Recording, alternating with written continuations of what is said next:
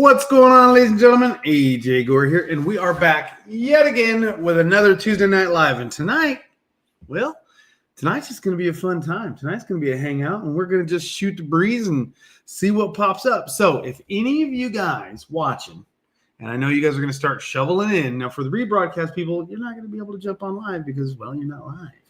But it'll still be a fun show. You never know what we're going to talk about, so stay tuned. But if you guys are going to be watching this in real time right now, 7 p.m. Eastern time, 5 p.m. my world over here in Arizona, I'm going to drop the link one more time. Again, we'll probably do it a couple times throughout the show. But there is a link for YouTube and a link for Facebook. Guys, click that link if you guys want to jump in. We got our first person who jumped in. Looks like Spencer Clark. I'm going to throw him in here. I haven't had Spencer on in a while. Spencer, what's going on, man? What's happening? What's going on, AJ? Thanks for having me on tonight. Not a whole lot, man. I mean, they're like, it's just kind of a chilling show. How's things going in your world? And for those people who don't know, where is your world? So, guys, I'm actually a professional fishing guide on Table Rock Lake. Right now, we are kind of in the middle of winter like everybody else, but we've got about another 3 or 4 weeks before things are going to start really warming up around here, and things are going to start getting really busy. So basically what I've been doing is doing a couple fishing trips as they come up, but really just getting all my gear and tackle in order for a very big season this year. Nice. It's going to be a fun year. I've got a lot of things changing in my world, but just a real quick, people watching, just tuning in, guys, links posted in the comments. I'll post it again. If you guys want to hop on and BS and have a good time, come on in. Behave yourself. I mean, have a good time, but we all are adults here, or we should be. Let's behave ourselves and not do anything to get us kicked off, because I will kick you off quick as can be if you get crazy. But yeah, if you guys want to jump on and hang out with me and Spencer and whoever else comes on, come on in. So, all right. So you said you were a guide on Table Rock. Now, forgive me if I'm wrong, I swear Britt Chapman posted something. Maybe it's I'm not sure what chain he's on, but he was out fishing, posted something on Facebook. Let me see here. I'll pull it up and see. There's nothing going on Table Rock right now, is there? Not right now. Other than a lot of bass being caught, that's for sure. There you go. Well, only on Spencer Clark's boat that is. So. I can't complain. The fishing's been really good. This time of the year, we get, probably, like a third of the fishing pressure that we do the rest of the year. Just a lot of locals, fishing for the most part. But, Table Rock Lake, it's located, anywhere from 15 to 20 minutes from Branson, which is one of the tourist capitals of the world. So when we get to, tourist season here, the lake gets a whole lot of pressure. Okay. Yeah, I mean, it's that way anytime, especially when it starts to warm up and things like that, and you get your party boats out there and everything else, guys out pontoon boats and everybody having a good time. So, but speaking of a good time, guys, link is posted in the comment section. Jump on. Milton, you want to come on live, or Sean? Link is in the comments. You can just click it, brother. Here, I'll paste it one more time here. Oh, here we go. We got here. We're going to add coming to the stage, we got Creed Garner Fishing. What's up, Creed? How are you? I'm good. How are you? Doing good. I'm going to turn my mic down because yours is booming, bro. You're booming. No, you're good. You're good. It's not too bad. It was just loud on my end. I didn't know if I was echoing. So we got Captain Spencer Clark. We got Creed Garner. Creed Garner, mic is yours. Who are you? Where are you from? What do you do, man? What do you fish for? My name's Creed Garner. I'm from Texas, and I do a lot of tournament bass fishing. I really fish for anything, but bass is definitely my number one. So nice. All right. So what's your biggest bass you've caught? And the same question will go to you, Spencer, even though yours is probably cheating. So. Well, actually, I just caught it back on Saturday, and it weighed 6 pounds even. Nice. Okay, I barely got you beat. And I'm 40, going to be 45, so I can't brag. How old are you, Creed? I'm 16. Yeah, see, this guy's got me. He's got me by a pound. 7.5 is my personal best. What do you got under your arm there for a big bass there, Spencer? Oh shoot, my biggest bass ever was a real big surprise when I caught it. Turned out to be I was just killing some time at like a little bitty lake where they had a dog park, and just kind of experimenting, throwing some top water around, and this bass didn't get an official weight on it, but I guarantee it was over 8 pounds, and it was the king of the lake because it was the only fish I caught, the couple hours that I fished it, and it was the biggest bass I've ever caught in my life. I'll be sure to drop the picture of it in the comments for sure. What was the weight? Oh, it had to be over 8 pounds. It was unreal. So you didn't That get a was, chance to actually weigh it. didn't get a chance to weigh it. I mean, it was a Goliath, and I've caught quite a few fish, close to that 7 pound mark in tournaments. I think I had a 613 out of Percy Priest Lake in a BFL, and this thing was in a whole nother league of its own, and it had to be pretty close to that. Okay. Nice. So Sometimes those big ones come unexpectedly. You just never can tell. I mean, you're just out there and get that lucky bite. I understand that. So I'm pulling up Rashawn here, sending him a link real fast. Here we go. That way he can join too. Boom. There you go, Rashawn. You asked, I did it. There we go. Mandy, Helen, Chana, any of you guys want to jump on, please feel free to click the link. Come on in, unless you guys are camera shy. So now let's see here. Let's put this away. Creed, do you fish out of a bass boat? Do you fish out of a kayak? Do you fish from the bank? What do you got going on, brother? I mainly fish out of a bass boat. If I can find a spot from the bank, I definitely will, but there's not a ton of that where I'm at. So mainly from a boat. I get that. Now, is it your personal boat, your father's, your uncle's, your mom's, your best friend? It's my dad's. There you go. There you go. All right. What kind of boat has your dad got? An 08 Skeeter. Hey, that's not bad. What size? 19 and a half. That's a good Depends size. on who you ask. Some people say it's a 20 for some reason. There you go. No, I get it. Because like I have a 181 Champion, and it measures just shy of 18 inches, but they call it an 18-foot bass boat. And but it's like 17.6, 17.8, somewhere in there. So they just round it up. But so I get it. So, here we go. It's gonna get ugly in here now. Well, I don't mean ugly, like but Spencer, I don't know if you saw that deal I posted there from Melissa Justice. What is your bucket list of fish? I had a bucket of fish that I caught the other day. Oh, like a fish that I want to go and catch, like on my bucket list? Yeah. I definitely want to get my hands on a marlin one of these days. Okay. I'd like to get one of those, do something totally different than what I normally do. Okay. Now I'm going to ask the same question for Infamous Fishing, or also Rashawn, and then of course Creed. But before I get to that answer from you, Rashawn and Creed, dude, Rashawn, you really gotta be careful in that room, because it looks like you're like blanketed with boxes that could just topple over and kill you at any moment. So I've just been moving stuff. It won't be there soon. Wait till you'll see. Wait till the next time you see me. In the background, is that the old what's his name? Thanos's glove back there with some infinity stones in it? Yeah. It actually it looked like it too. So I was like, is that oh, you are Thanos. I knew it. We got another one up in the house. So it's getting dangerous tonight. Hey, Matt, if you want to rotate your phone a little bit, then you can get a full screen, brother. Look at this. Well, I guess his doesn't work, so he's got a screen lock or something, but maybe the other way. Let's see. Will it change? No, it wants to stay that way. Okay, not a problem. What up, AJ? You all right?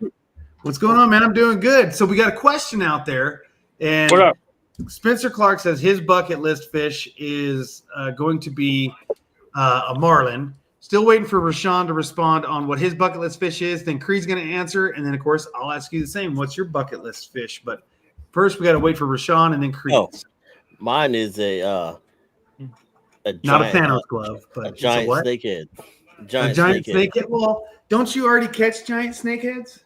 This is true, but even more. I want to go to Malaysia and go over there and catch one of them. I mean, a marlin is nice too, but man, I had to turn down a lot of trips because it's during working days, so that's why I haven't caught a marlin. I had opportunities to do it. Okay. So I mean, it's easy. I just go and because they got a trip planned in April for marlin, but Malaysia, no. No. I'm scared to fly anywhere. Justin Hampton saying his bucket list would be a clown knife. I got that. I got 2 of them. You got 2 of those. Creed, do you even know what a clown knife is? I do. I don't. I've seen a few videos on those. So I know it's a fish, and I'd imagine it's probably a saltwater species. No, it's a freshwater species. It's a freshwater species from where? Yeah, you can catch them in Florida. Oh, really? Yeah. They're pretty weird looking. They can swim backwards. I'm gonna have to look at this thing. But, so what is your bucket list fish, Creed? I'd probably say a hammerhead shark. Oh, snap. Now, see, that right there is okay. I've seen them. I just didn't know they were called a clown. Well, they call that one a clown featherback. Is a clown featherback the same as a clown knife? Because I typed in clown knife fish and it came up as a clown featherback. I don't think it's the same. Yeah, a clownfish is the same thing. As A a- featherback? That's what it's showing. Here, I'll post a picture. Here, let's do this. Screen. Here we go. We're gonna go with clown knife fish in Google search. Whoop. Okay, yeah. Yeah. So as you can see, clown knife fish, and it comes up with this.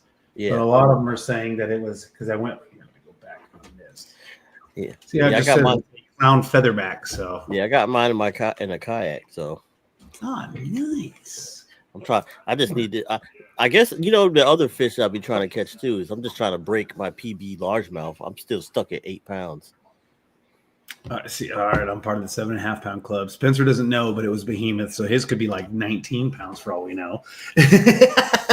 When I caught this fish, I was a lot skinnier too. So I don't know. It might be distorted a little bit, but it was a giant one. It's all good. It's all good. So the sun is set already. It was in your eyes. No, Matt, what is your bucket list fish? Probably go down to Glen Book and catch a tarpon on a fly rod. I think that would be pretty sweet.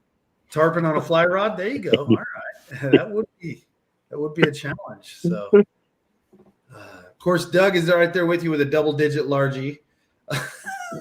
Brandon Garcia. Now, I know Brandon Garcia personally. He's full of piss and vinegar, and of course, he said he wants to catch a sperm whale. And then same thing with Leonard Antonio here. He's also known as the legend. This dude catches monster bass all the time, so I can't let him talk any trash. But you know what? I'm gonna bring another. We got another guy that jumped in right now. I don't know if you guys know who this guy is, but he's all right. He may have a big fish or two that he's caught. Mr. Cliff, Cajun Baby Crochet. What's going on, brother? What's going on? You just decided to join the party for a little hangout with us? Yeah, I'm kind of late to the party, but better late than never. Yeah, that's right. That's right. No, Cliff, where you at right now? You at home or are you on the road? I'm on the road. If you can see behind me right there. Uh-oh. You got a house full of other anglers that are enjoying your shenanigans. I see you got some tortilla chips. What are you dipping it in? Bro, this is the coolest stuff we found. Here we go. The dill dip. That's the deal right there. That's some good stuff. So, That's the deal. Creed, have you ever met Cliff Crochet, Cajun Baby? You know who that guy is? I know he is. Haven't met him personally, but it's nice to be on here with you. Well, now you What's up? Creed. And then we got Just in Time Fishing just joined in. This is a crazy night. We got a whole room full Yep. of people. Give me in 1 here. second, fellas. Cliff, Trying I'm to going make to it need out of the way of noise. some of your gumbo. Some gumbo. Well, I can tell you, I've been wet and cold all day fishing, and a bowl of gumbo wouldn't be bad at all right now. I tell you what. Now, Cliff, you're of course our resident Cajun. I don't think anybody else can call themselves the resident Cajun of tonight's broadcast here. Although I do pride myself on do a lot of Cajun cooking, but I guarantee it's nothing like you do. Now, tell me, what do you do for a gumbo? How do you do your gumbo? What do I do for a gumbo? From a box? Well, what I do is I call my mama. Okay. And I tell my mom, I said, Mom, I really want some gumbo. And she says, all right, and she cooks it. That's how. I mean, I can make up some big long story about how to cook gumbo, but I ain't got to do it. Now that works. That works. What's in Mama's gumbo? Does it change, or does she have a pretty legit traditional? This is what you usually get. So the easiest one is chicken and sausage gumbo, Okay. but shrimp and crab is the best. Okay. Yeah. See, when I make gumbo, I do chicken, sausage, and bacon usually, but I do throw some shrimp and crawdad in there from time to time. Here's the best cooking. You could have that andouille. The sausage, yes, chicken and sausage. Cook the best stuff ever is when you cook with boiled seafood. Like I don't know how many sacks of crawfish y'all boil, but anyway, at my house, we boil crawfish, and you pick the extras, and then you cook with that. Okay. It's already seasoned. You know what I mean? Yes, sir. Oh, I know. Yes, sir. So I usually at least once a year to twice a year will order about 30 pounds of Louisiana crawfish from Louisiana Crawfish Company. So, yes, sir. You know what? I order a bunch of boudin. Get on a plane and come to Pierreport, and you can get the crawfish where they come from, and we can go fishing and hang out. Ask how it's worth the trip. I won't be too far away here in about a month, but I won't be able to make it into Louisiana. But I'm gonna actually drive out for the Classic. I'm gonna take my boat with me, drive out, and yes, Cliff, I still have that 2000 Johnson 150 on there on my 2000 Champion, but I finally upgraded to a trolling motor with spot lock, and I just picked up the LSV 34 Garmin with live scope. So I'm kind of getting to the rest of the world here. That's nice. I'm still stuck with a 2000 bass tracker. It works. But I catch fish in it. That's it. Gets the job done. Who else is planning on being at the Classic this year? I'm going to be there. Anybody at the Classic, raise your hands.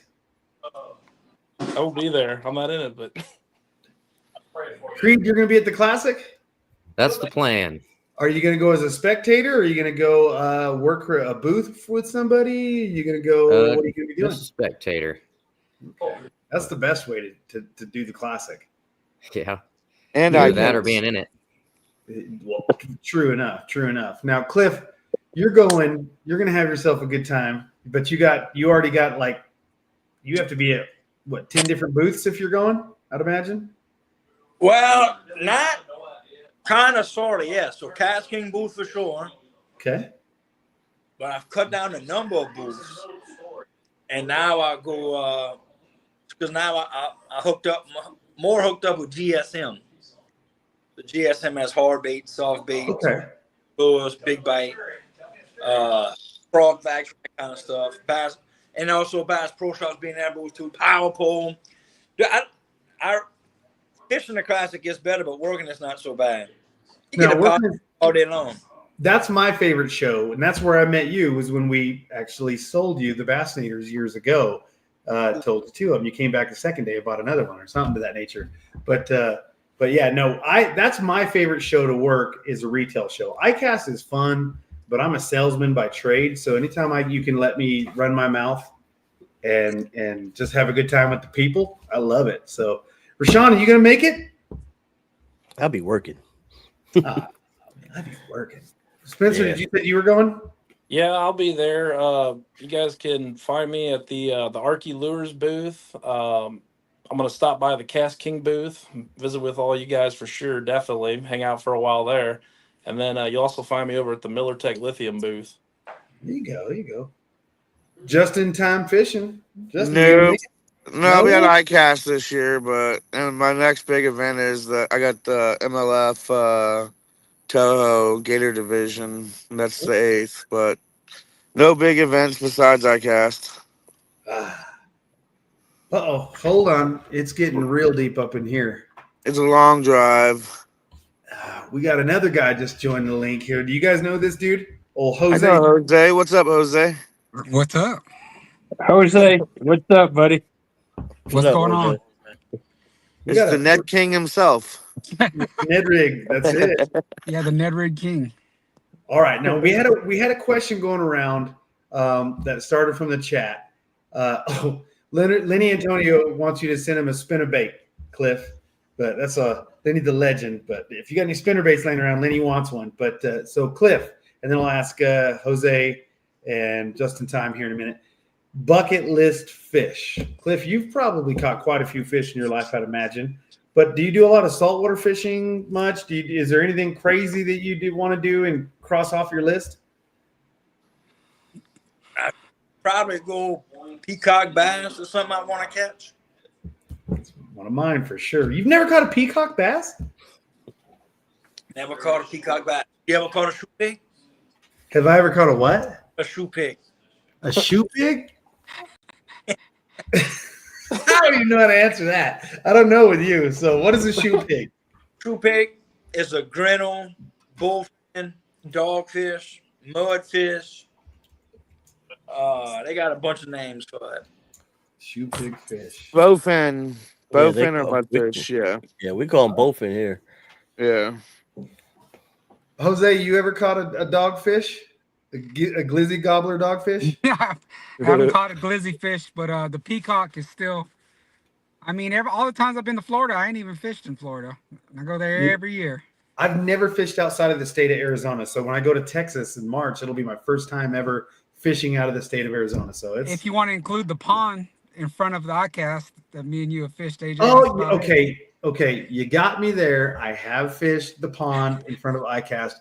That doesn't count because of course they hand us these giant swim baits and these ridiculous lures, and then that kid come walking up with the drop shot, and then there was another person with Ned Rig. I think, did you have Ned Rig? But when that kid come up with a drop shot, I was like, hey, this kid's gonna clean house, watch. And he did too. So and it was just, yeah. So I go, okay, you got me. I have fished Florida, but I really don't count that. If you guys come down to ICAST, we'll go down to West Palm for some peacocks. Good times, man. I got to figure that out. I'll get Famous to go too. Yeah. Yeah, Yeah. I fish down there a lot. Hey, I got a question. Famous said he had to go to work. What's work? What kind of job you doing? I work for the Department of Army. Oh, not that Famous, the other Famous. Oh, yeah. He's talking about Daniel Fay, the Ned Yeah. Rig King. Yep. Mm. Hey AJ, how do you get into ICAST if you haven't been before? What ICAST is not a show that is open to the public. So it's basically a show for retailers, people of the industry to mingle, make connections. Let's say like Cliff, for instance, is wanting to jump ship from his contract is expiring. He's looking to expand to somewhere else. That's a great opportunity for him to do that, network, which he could do that at the Classic or Red Crest or other events like that. But it's more private that way. You don't have as much congestion from the public. Retailers can go in and make deals with manufacturers, so on and so forth. Manufacturers can seek retailers. The media can get a look at first. It's a more condensed show for the professional side of the industry to see what's new, plan on what's coming, make connections, deals, things to that nature. Media is the way to go. So If you can get in with the media company and get a media badge, like I have my own media company, and I'll get a exhibitor badge with KastKing, and then I'll get my own media badge. They treat you good. You got to pay for that one, but I mean, they give you all you can eat, fresh tuna, all kinds of food, all you can drink. I mean, they take good care of the media there. So I How do you- recommend if you can get a media pass, get a media pass. I can tell you right So- now, my green badge never got me any fresh food like that. So Jose, if I wanted to go as a media, how would I do that if I haven't been before? You'll have to get attached to some media. Some kind of entity. media agency or Because body. even they're very strict on it. Like I tried to get AJ a media pass, they denied it. Even for myself, I had to show everything I do on social. I had to send him a certificate in my LLC. That I am an actual digital agency. I had to send in all of that. And it's getting Yeah, but worse as far as them cracking down, because you've had a ton of people that were not media, that were not basically the public figured out ways to sneakily get in, and they got wind of it, so they're cracking down on it. So They cracked So on could it. I What's that? could I go with somebody that's in like does like stuff for fishing companies so yeah. No, if you're gonna go with the fishing company, more than likely you'll just get a guest pass or an exhibitor pass. Okay, so if I really wanted to do this year, what would you want me to look into, or what could you Whatever help me with? companies that you have a good affiliation with, see if they're going to be attending ICAST, and if they can get you a badge to come in. Okay. I like this That's- one where Arthur's like, get out your notepad and take some media notes here. So Yeah, I've been to the last 4 years of them. nice. Yeah, it's First year was hard to get in, and then you get attached to certain companies and you meet companies there, and then you continue to work up, and that's how you make your relations to continue to go. Now, could Okay. somebody say, okay, Matt, you want to go? Here's a guest pass. Well, that's between you and the company, you know. Yeah, they would have to have some kind of an extra pass. They don't really have a guest pass, so to speak. You would have to be attached somehow as an exhibitor, a buyer, a professional angler like Cliff or something like of a certain status. You can't just be like, hey, I'm the pro of Roosevelt Lake here in Arizona. You know, like there's right. Isn't that how it goes, Cliff? Or you have to go be attached to an actual company? Got to be attached to a company. Okay. So Yeah. Now, what about family? Are they allowed in too, or are they trying to crack down on that too? No. Yeah, it's gotten a lot harder. I'll tell you, last year's was a lot better than the years before, as far as riprap and people that shouldn't be in there. Because sometimes you do get the general public, and nothing wrong with that, but that's for the Classic and Red Crest. You know, ICAST is strictly for the business industry. That's where deals are made.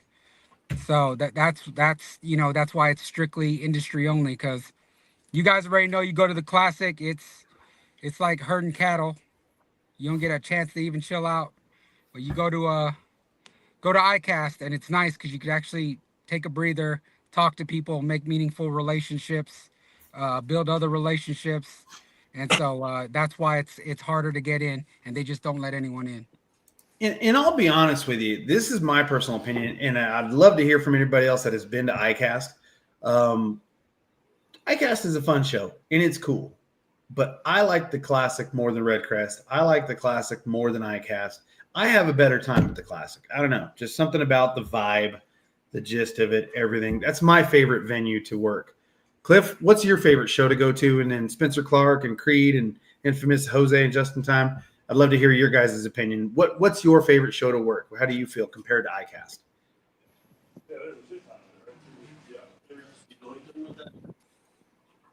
All right.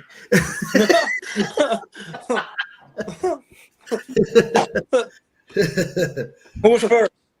Somebody jump in. Somebody go. Let's hear it. So I'll go first. okay. I'll tell you this. So my favorite ICAST story real quick was I got to sit in on a couple meetings with KastKing with like Tackle Warehouse and rep groups and stuff. And these cats are talking about moving product, and it's cool to get lucky enough to be in the meetings to watch the stuff go down. But favorite show, man, working the Classic is bittersweet because it's a cool show to work.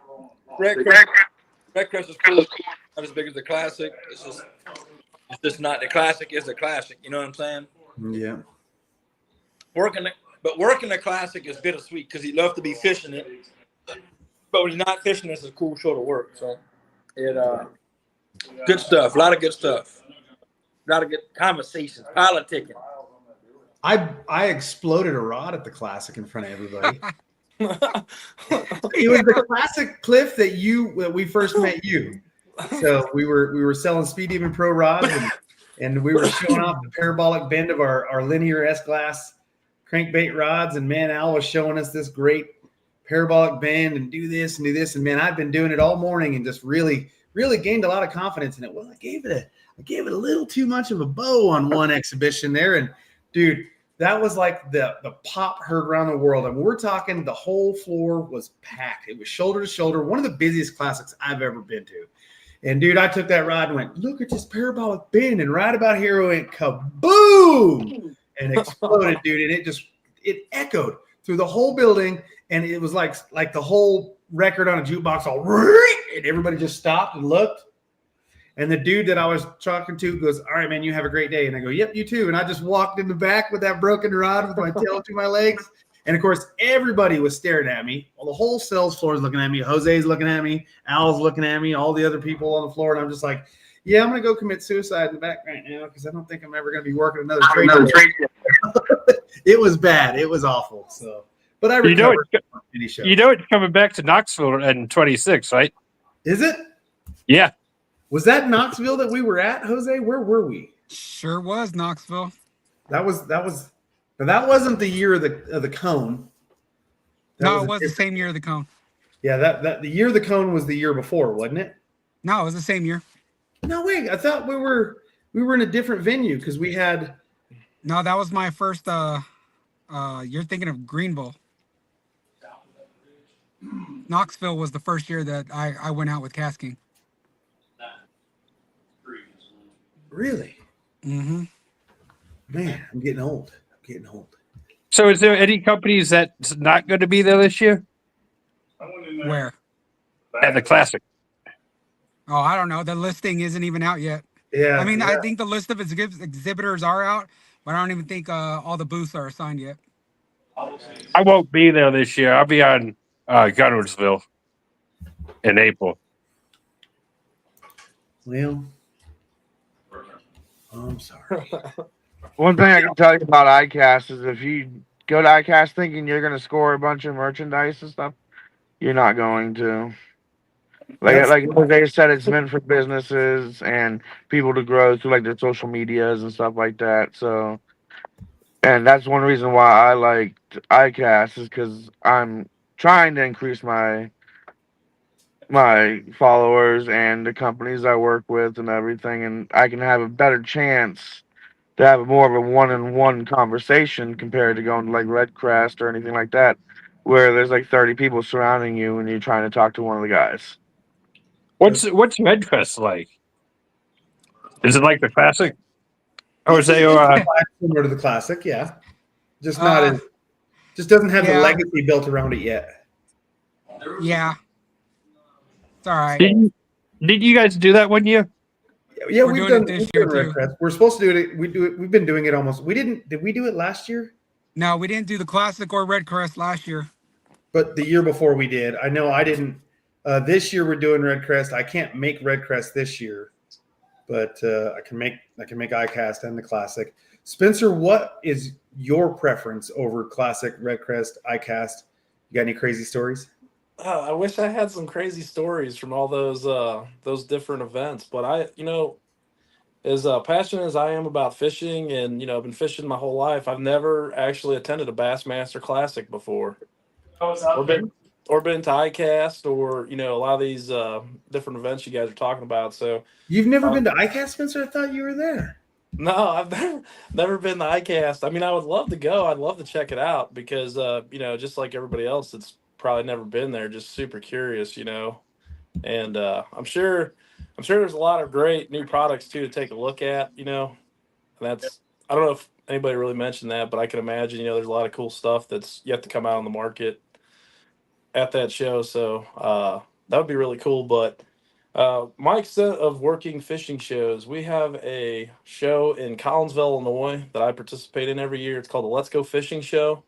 Okay. One of the larger shows just outside of St. Louis.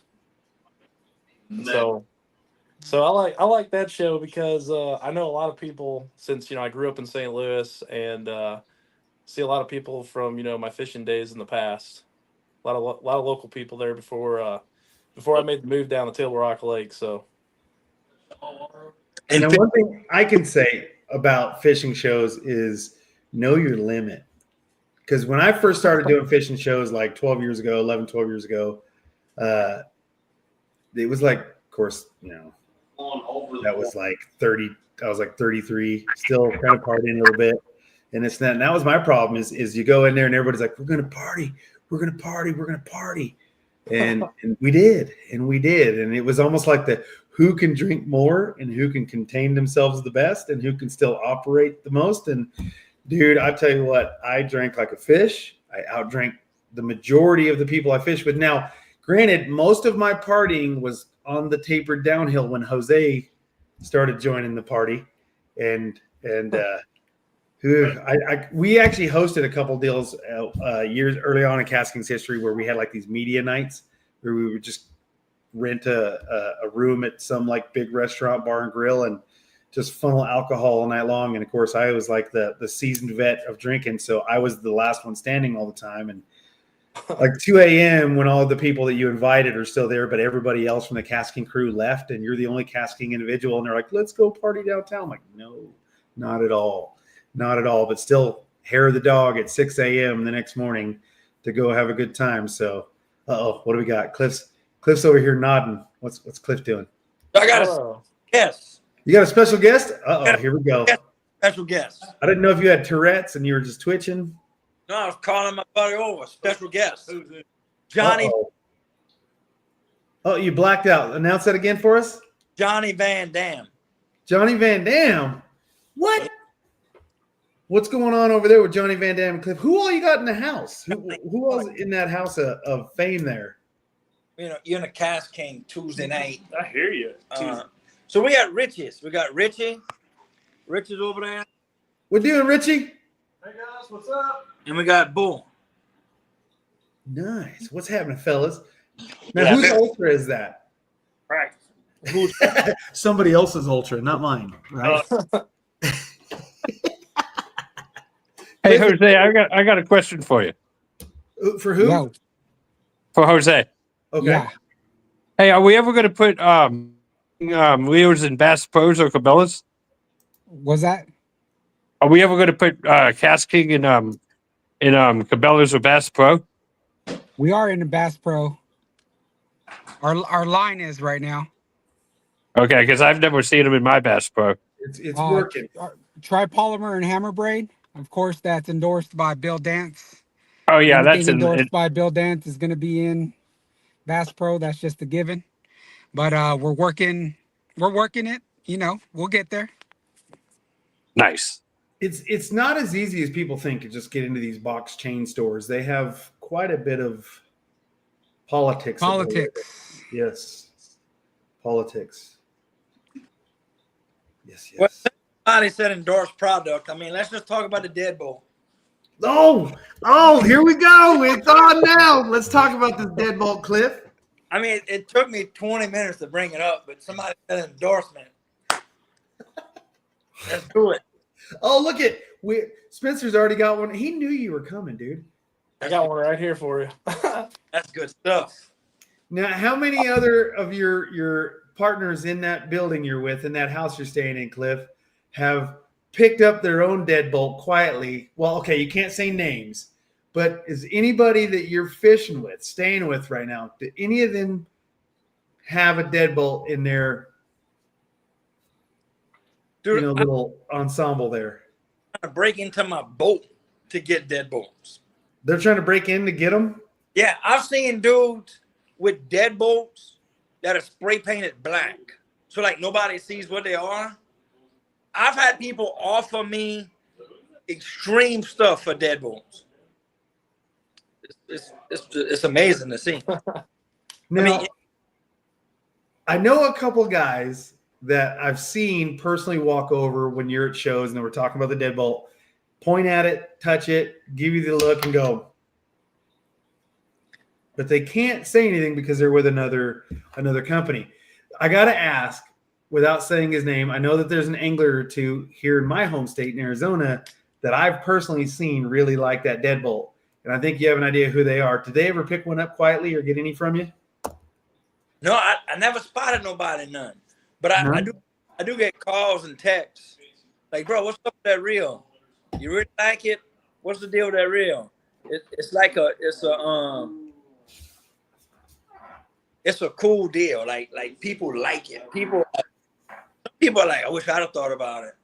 And which I didn't really think about it. I just happened to be working with some people that had enough sense to make a good tool, you know? Yeah. Now, Rashawn, what pound test you got rocking on that deadbolt over there? 65. It's a little light, right? Cliff, what do you run? No, I'm just kidding. But you know why I'm using 65? Because, you know, I'm fishing for like 15-pound snakehead and pulling out like 30, 40 pounds of grass. Now, I ain't gonna lie, I tried to use it lighter before, lighter line.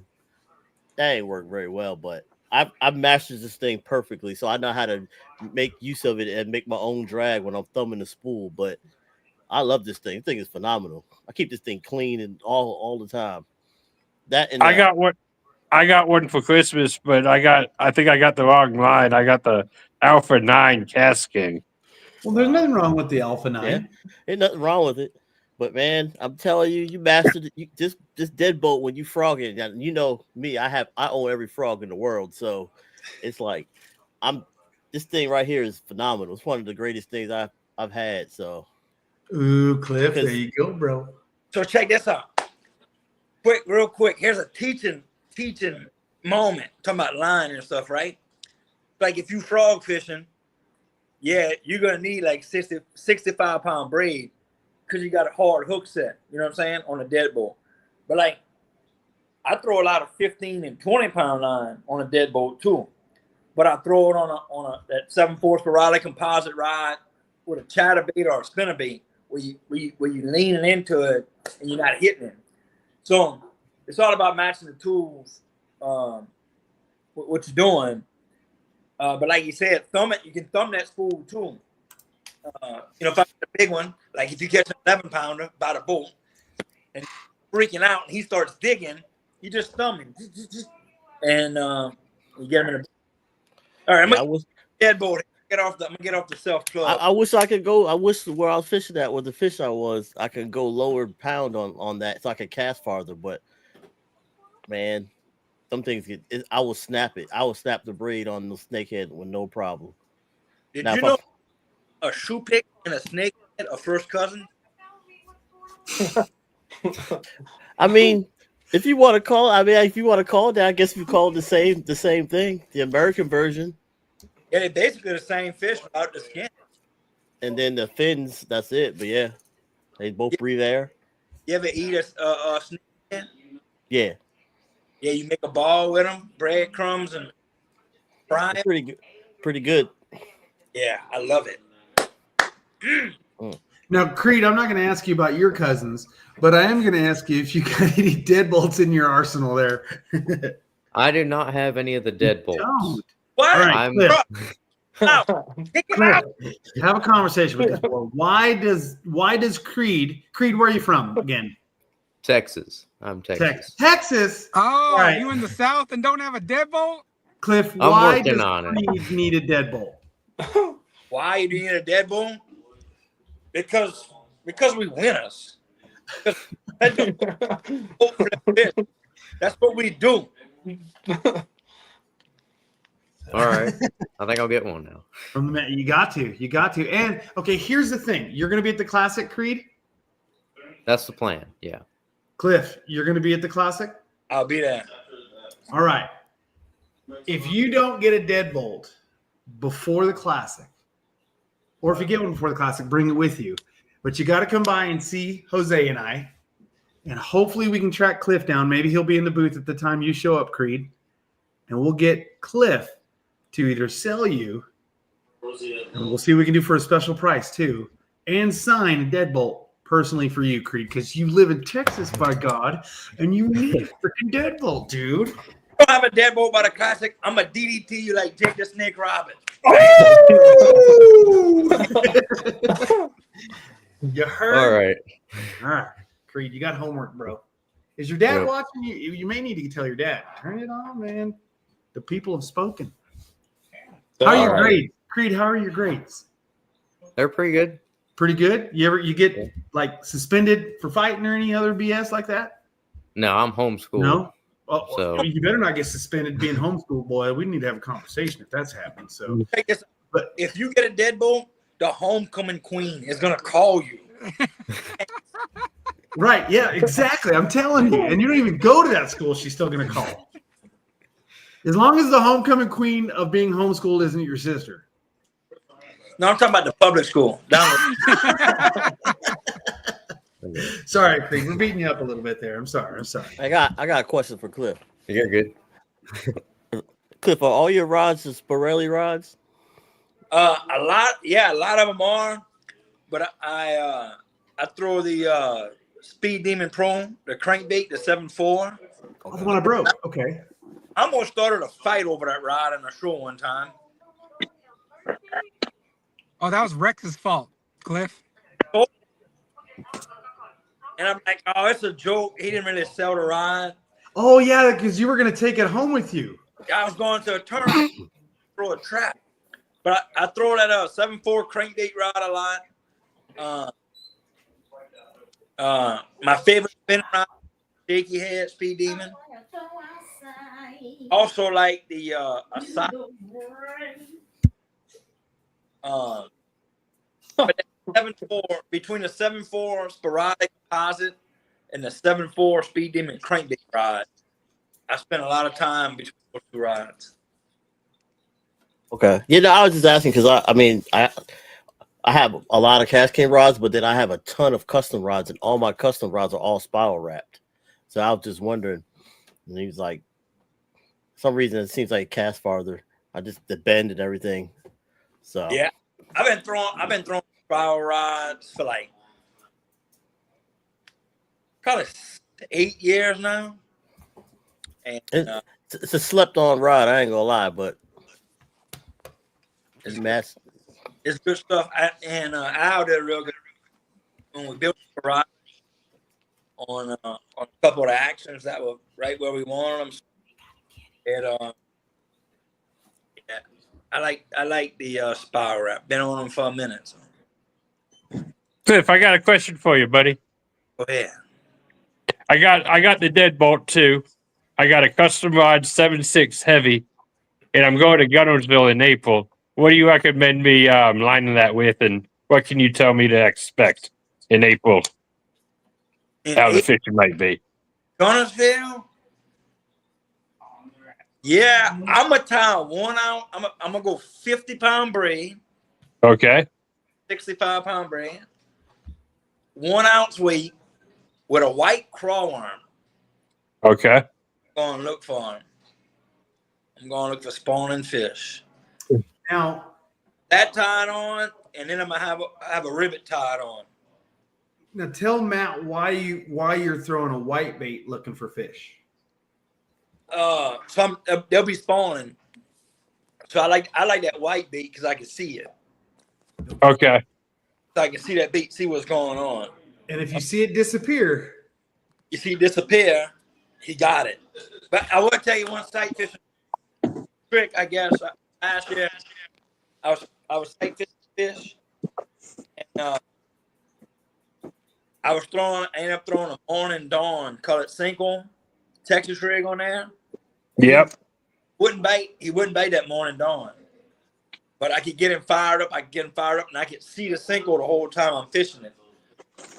Right. Going on.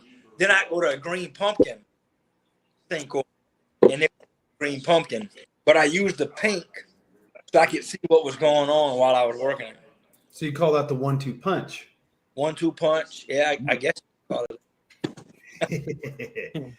So now, since we're talking rods and reels and things like that, Matt, let me ask you a question.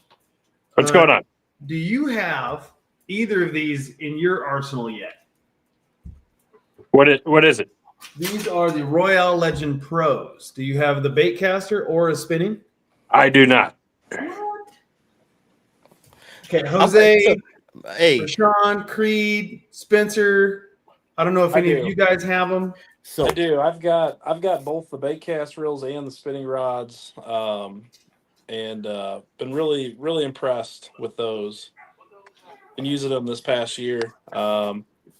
This summer, guys, got my hands on them. First week of June is when I started really, using the Royal Legend series, and the first guide trip that I introduced them to my clients, a guy caught a 5.5 pound smallmouth on Table Rock, which that's not a very common fish to catch on Table Rock. It was kind of crazy because I just got the spinning reels and rods in, had some 6 pound KastKing line on there, and I was really hoping that this is my first time using it, everything would be perfect. But KastKing makes a really good rod and reel, and this guy gets this 5.5 pound smallmouth in the boat, and it was one of the biggest ones I've ever seen out of here. Nice. So they take a fair amount of torture. I mean, granted. So one reason why I didn't ask Cliff if he's got them, because Cliff, being an elite angler, he's probably rocking after more of the aluminum frame, things to that nature. Something that he's going to be very abusive to get in there, get out, make that money as fast as he can, and fishing to the way that Cliff fishes. It's run and gun, and not always the most polite thing in the world on your gear. So he probably wants to go for a little bit more robust gear. Now, at the same time, the same argument can be had. Spencer, you're a guide. So now you're taking a bunch of amateurs out who tend to be pretty tough on gear. Oh. They, instead of flipping the bell over, they love to just crank it, which is always a no-no. People think that's how you can judge a good quality reel, is how easy it flips over. But that's not a good thing to do to a reel over time, just slowly hurting it. But as you said, they've only been out for a couple months, but so far you've been torture testing them pretty good, and you like them. Oh yeah, I really like the bait cast reels. As a guide, I have to have tons of tackle on hand, to satisfy everybody. I've got both left, right hand bait cast reels, got spinning reels for everybody whenever they get into the boat. And the thing that really impressed me, when that guy caught that real big smallmouth earlier this summer, was the drag on that spinning reel. I was really impressed because, to land a 5.5 pound smallmouth on 6 pound fluorocarbon and watch this, fish go down about 8 or 9 times, just, stripping that drag. That's what you always wonder about in a reel. And it was just as smooth as could be. And real Not if you're impressed talking with to that. Cliff. If you're talking to Cliff, you don't need drag. 6 pound line, you don't. But, Creed, I'm sorry, Spencer. No, I was gonna say, those reels have been great. My clients, they really like those rods, even though they're, a lot of them are a 2-piece rod. I think all of them are 2-piece rods, the new rods. But they fish like a 1-piece. We haven't really noticed any difference in how they fish, even though it's a 2-piece rod. I think if guys try them, they'll really be impressed with how those rods turned out. Yeah, because I own the top water one, and then I own the swim bait one. The top water one I've been using for frogging, and I've frogged in some thick stuff, and it has held up. I didn't use the reel with it because I had too much slip, so I've been using the A&B, the I reel, the regular I. That's like my go-to reel for everything. I don't even use the app for it. I just fish with it. But the ride, I've tortured it to the point where I had it. My other one I broke because I just wanted to test it out and see how far I could push this limit, and I pushed it. It's pretty. Like he said, it fishes as a 1-piece rod, and it's phenomenal. So it's a rod that I would put in my truck and just leave it there. And I wanted to go fish on the side of the road. It's something to pull out and not have to worry about losing a fish. Because if you look at some other 2-piece rods that's out there, man, I'd be scared to fish with them. So. That's something I'm confident. I've actually fished with reds on that one too as well. So now, have you guys ever seen a bait like that? Yeah. Ooh. That'd be good to toss around in April at Gunnersville. Yeah, that's a tack toad and a mag whacker. Throw him around while you're looking for spawners, and once you see the spawners, you set up on them. Yeah, somebody said it's better than a buzz bait. It's a good snakehead lure, I'll tell you that. Is it? Yeah. Now, Creed, I was going to ask you. You don't have a deadbolt, but do you happen to have a rod or reel in the Royal Legend Pro, like we're talking about, the purple rod and reel? I have the rod. You have the rod. What action do you have it in? I have the 7.6 medium heavy fast, the swim bait. And what do you primarily throw? What are you throwing on it? A swim bait, or you mixing it up? I like it a lot for spinner baits, and then swim baits, smaller ones. Okay, so kind of the old out of Brent Chapman's book, throwing you can launch a little farther with that rod, kind of like he does with his bladed jigs and such. Yeah. Nice. What about an MG12? What about an MG12? Anybody have an MG12? Of course, I would hope we all have that. That's like a phenomenal. That reel is light. I got it in there. Yes. I love that reel. I frogged with it too. It's beast. Jose, what's your favorite? Who? Jose Beast. What's my favorite what? Reel. Of all the reels in the lineup that you can have, and you and I are in a position to pretty much we can have, and same thing like with Cliff too, but we've got our pick of the litter. But what's your personal favorite? What it really is, I can't say, because I know Cliff would agree with me. It's the Bassinator. Hey, that Bassinator Elite. Woo! Hold on. I mean, that is a no frills, catch fish, beat the heck out of it, reel. But besides that, I mean, nothing throws a weightless fluke, weightless Senko, any of that, or jerk bait better than an MG12. This is the last Bassinator that was in inventory at KastKing. And I had to, it was off. It wasn't even on the listing, anything. I had to go into the search engine and physically type in Bassinator, and it came up discontinued. And I clicked on it anyways, and it showed there was one right. It didn't show how many, but it showed there was a right-hander available. So I ordered it for a stupid discount price. And then it showed up. 3 brand new still in the box, put up. Yeah. So then I ordered another one, and then another one, and then got an email saying there are no more. Damn it. All right. Well, what can you do? So, yes. One of the best reels we ever produced ever, and such a great price point. But that, speaking of price points, go ahead, Cliff. Not only one of the best reels KastKing's ever produced, one of the best reels ever produced in fishing. And under $200. They got the Bassinator Elite, and then they got another reel that was made. That's the two best reels made. Period. Fact. I paid about $32 for this reel. $32. It was about the best $32 I ever spent in my life too. So, can we start a rumor about a Bassinator 2 coming out? It's not a rumor. Hey, Hey, got it. Oh man, he did it. Oh geez. See, I was trying to bite my tongue there, and all right. So I heard there was one coming. Allegedly, I might have heard. You guys heard it first. Cliff Crochet. No, lets it out of the bag. Dude, I think I almost got fired, but I think I might have pissed some people off one time. I was like, I pushed you, AJ. You've heard me push the Bassinator. You're like, Cliff, shut up. Now let me ask you guys this: since we're talking about a possibility of a Bassinator 2, what needs to be on a bass? And I want to hear from everybody here. Okay, real quick, Creed, have you ever had a Bassinator? Just laying on the bottom. I have not. Okay, you don't get to talk about this then. I'm just kidding, Creed. So I want to know, guys. Well, Creed's knocking mics down. You all right, Creed? You had a little too much? Yeah. All right. I'm just kidding. But obviously, aluminum frame. If we're going to have Bassinator, it's got to be elite. So aluminum frame. What else should be in this reel that you guys want to see? I got one suggestion for the new one. Okay, so I had a bunch of Bassinators when they came out. Love the reel. The only thing that I wish would have been different was a bigger handle. I agree. Now, when you say bigger, are we talking knob size, or are we talking the actual length of the handle? Both.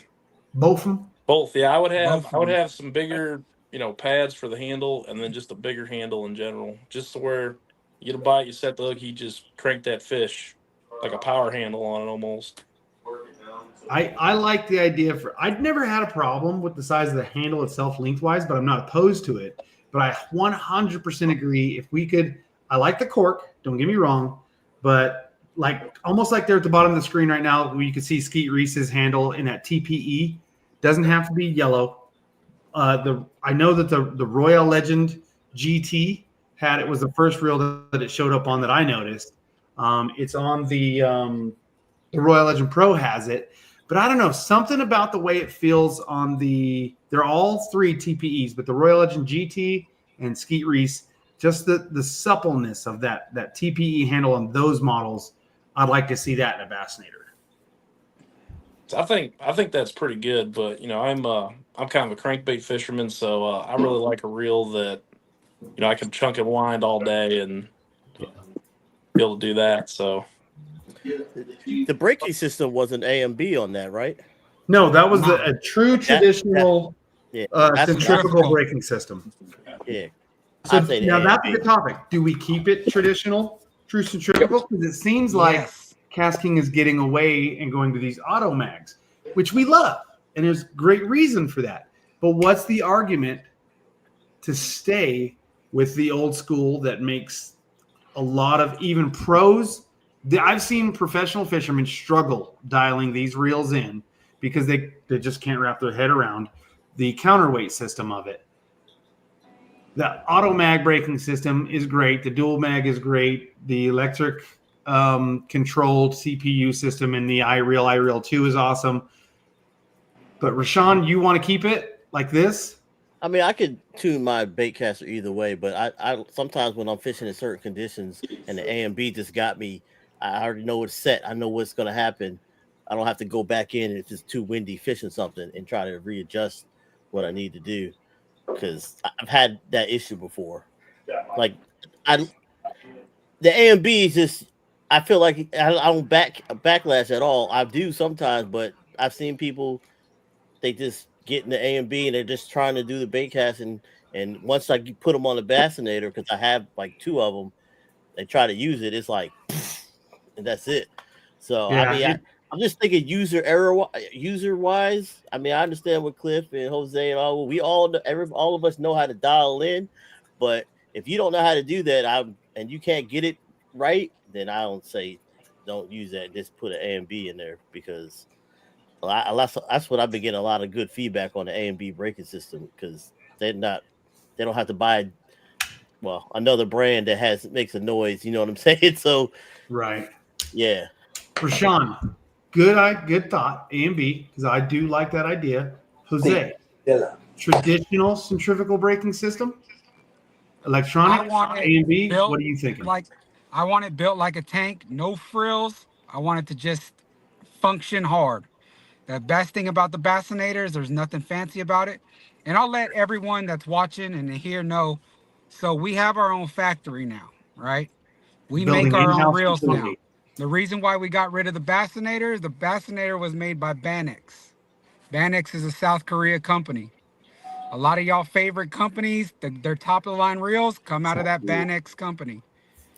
All right, so when it came to the standards, the standards that Tate puts and pressure. So the thing is, they don't want to play ball because it's their company, right? Hey, we're going to manufacture your reel. We'll tell you what we're going to put in your reel. Of course, Tate doesn't operate like that. So will we work with them again in the future? Maybe. It's always on the table. But there's certain things that KastKing standards have, and that's why we don't make it. But personally, I don't want the Axis line guide. I don't want the AMB. I just want it to perform like a tank. There's another company out there that makes one reel that is just goated, and that's what I want to compete with. Cliff and Brent told Tate the same thing. They said, can we make a reel like this? And then Tate looked at me and said, oh, Jose, you said the same thing. I said, yeah, I know, Tate. I'm not a pro, but I've been fishing a long time. I just wanted to perform. No frills, built like a tank. Hey, my favorite thing about it is, I'll tell you 2 favorite things about it. Here's how it's my favorite KastKing story. Bought one, played with it. I'm like, man, this thing's smooth. So I went back and got another one. And True story. I was there. Jose was there. and I've dude, I done beat the hell out of them reels, bro. Braid, frog fishing, punching, hot, cold, Louisiana, Canada, Florida. It's a tank. Like Jose said, it's a tank. I mean, the only thing that make the bassinator better would be to take the drag off of it and make it a pretty dead board. Life would be good. I was waiting for it to happen. I was going to mention drag, but I'd be like, I already know Cliff's idea on it. So what's crazy is realistically, I mean, I understand the A and B breaking on Rashad pointed out. And from a sales point of view, you could really stand to make, it's an argument. There's an argument to be had. Are you going to make more sales, making this reel more user-friendly and getting a better reach to your demographics, multiple demographics out there, elites, weekend warriors, total novices, by getting an A and B braking system more simplified for the average person, and even an elite angler can use it. Or just the opposite.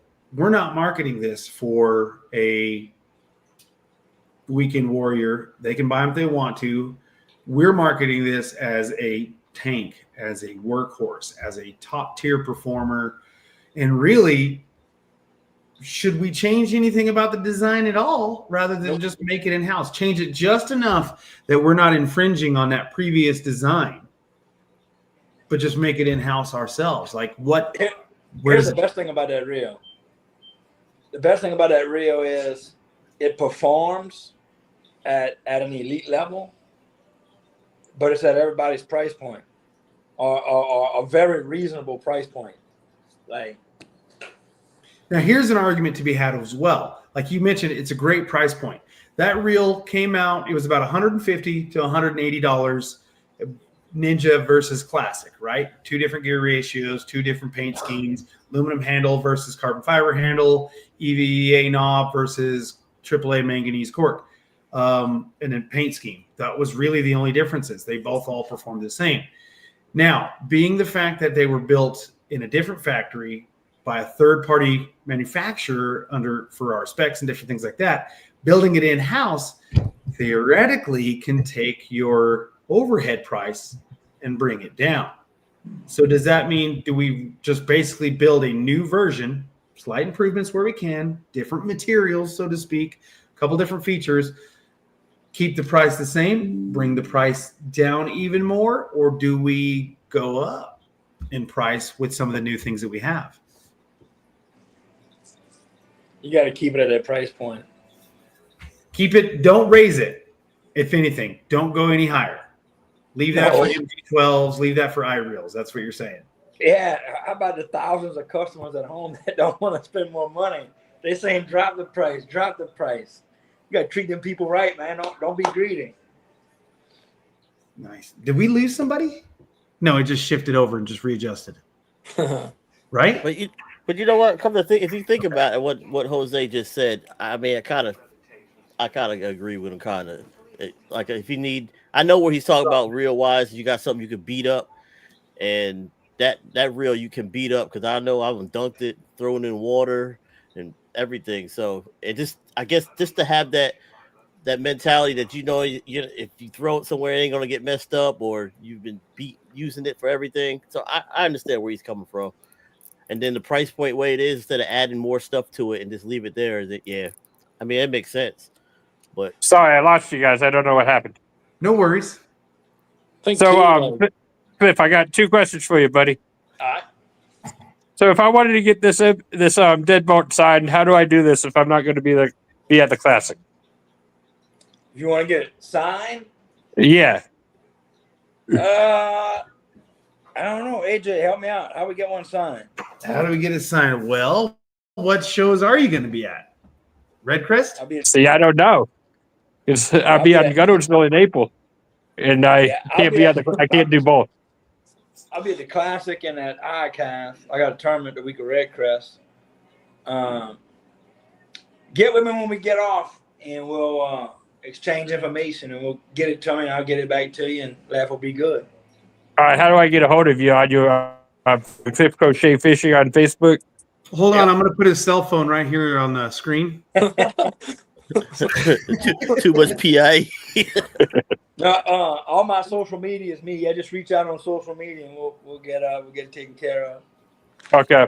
Hey AJ, how about a fishing trip with Cliff Crochet if we win the fantasy fishing? Would that be something everybody's interested in? Do a KastKing fantasy fishing? I'm sure it is, but I got no control over that. So, Jose, I'm just that's you. You got it, Jose? Hey, my plate's already full. I got too much. Jose, come on, man. What's another job? No, be a team Yeah. player, bro. Be a team player. Take us on Roosevelt, AJ. I'll take you to Roosevelt. If you're ever in Arizona, let me know. I'll take you to Roosevelt all day, put you on some fish. Not I no do want- shoot. I will say about KastKing, like, yeah, we're in 151 different countries. We're international. We're worldwide. But there's only about 10 of us in the U.S. that do everything. So I'm our not one plates of are them. full. I'm fortunate enough to do some, but I can tell you right now, the full-time employees for KastKing, they wear a lot of hats. I'll tell you that. I guess I'll just fly down to Florida and go to Nikki's house. She's always inviting everybody. Perfect. Call See, there Nikki, you go. we'll get you going. If you're in Arizona, hit me up. Just let me know. And like I said, you keep looking for that phone number in the comment section for Cliff. And then, You can't forget about Doug because me and Doug been trying to get a Mega Jaws Elite 200 size forever. Yeah, he's posting it in there. He said when we getting that Mega Jaws Elite. Mega Jaws 200 with aluminum frame. Bro, I love the Mega. I caught I told you before, I caught that 45-inch striper on that shallow spool. Dude, I love that. Jose, the black and purple shallow spool Mega Jaws Elite. Now, maybe this isn't a conversation to have on the show. That's not going anywhere, is it? Do you know? No, it's not going anywhere. Okay. I love I got that reel. scared. Because your boy loves purple. So, I just wrapped the Well, boat. I mean, picked it you up are a on Prince People's fan, Birthday. so What's that? you are a Prince fan, so you know what I mean. Dude, Got Purple Purple Rain. Rain all day, dude. No, so the thing Raspberry that I beret. love about that Swifty? shallow. What'd he say? Yeah, Swifty. Yes, yes, Swift. Hey, Cliff, you watch it, boy. We're gonna wrestle. The thing Hey, I let's love talk about the that new shallow spool is its ability to throw lighter lures. Right, that was the problem I had, and a lot of people had. The A and B, it wasn't enough inertia or centrifugal force for the A and B brakes to work properly on the Dark Galaxy and the Red. But on that shallow spool, man, that's it right there. Plastics, if you're fishing plastics, you better have that shallow spool one because that's it. There, right there. I gotta re-edit this striper video when I caught the striper on this. Yeah. It's pretty. Let's talk about that. Let's talk about that iReel 2 real quick. When is that coming out? All right, so pre-sale is going to start March 1st. 1st through the 15th is going to be our pre-sale. Jose's giving up all the juice tonight. Hey, I'm just letting everyone know. That's it. So Come to around show. around the Classic, hopefully a little bit before it, it will be officially launched. Not in the what's it, electroplating. It's going to be Phantom Black. I was gonna say there's a new version coming. We talked at first of the year, gave a sneak peek. That Phantom Black, that's what I'm looking to get my hands on. Now, don't get me wrong, that nickel plated, I shouldn't call it nickel plated, but the chrome looking reel version of it, that's a very slick reel. But me personally, I really like the thought of how close Cliff's face is to the camera, but also that black finish on that reel the pictures I've seen, it looks stellar, and I can't wait to get my hands on it. Now, Cliff, have you gotten to play with the iReel 2 at all? I have not.